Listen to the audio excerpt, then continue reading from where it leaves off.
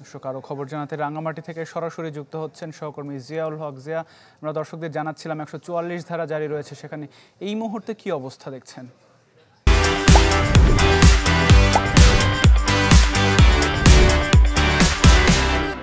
144 ধারা জারির পরে আসলে পরিস্থিতি অনেকটা বলতে পারি নিয়ন্ত্রণে আছে।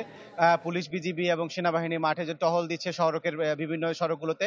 এর ফলে আসলে যে সংঘর্ষের যে দুই পক্ষকে আসলে আপাতত সরিয়ে দেওয়া হয়েছে। আপাতত কোনো ধরনের সংঘর্ষের খবর আমরা পাচ্ছি না, বা এখন পর্যন্ত শান্ত বলা যেতে পারে।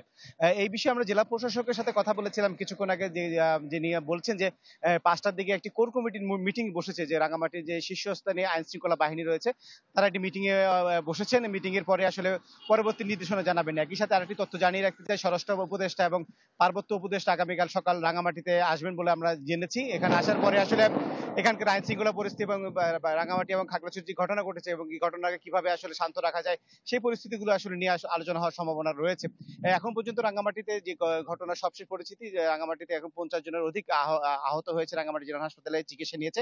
একসাথে একজনের মৃত্যুর খবর আমরা জেনেছি, এবং মৃত্যুর ব্যক্তি এখনো পর্যন্ত নাম পরিচয় জানা যায়নি, নাম পরিচয় জানার চেষ্টা করছি। এবং রাঙামাটিতে দুই পক্ষের সংঘর্ষে প্রায় 50টির অধিক দোকানপাটের ক্ষয়ক্ষতি হয়েছে, আগুনের দেওয়ার ঘটনা ঘটেছে। এবং আমাদের যে রাঙামাটিতে 3-4 জন সাংবাদিক সহকর্মী, তাদেরকে মোটরসাইকেল পুড়িয়ে দেওয়ার ঘটনা আমরা ঘটেছে দেখেছি। এবং যারা পুলিশ সুপারের পক্ষ থেকে জানানো হয়েছে এখন পরিস্থিতি এখনো নিয়ন্ত্রণে আছে, সব পক্ষকে আসলে শান্ত থাকার জন্য তিনি অনুরোধ জানিয়েছেন। আতিক, এই ছিল রাঙামাটি থেকে আমার কাছে সবশেষ। জি জি, অনেক ধন্যবাদ আমাদের সাথে যুক্ত হবার জন্য। দর্শক, টেলিফোনে পার্বত্য এলাকার খবর জানাচ্ছিলেন আমাদের সহকর্মী জিয়াউল হক।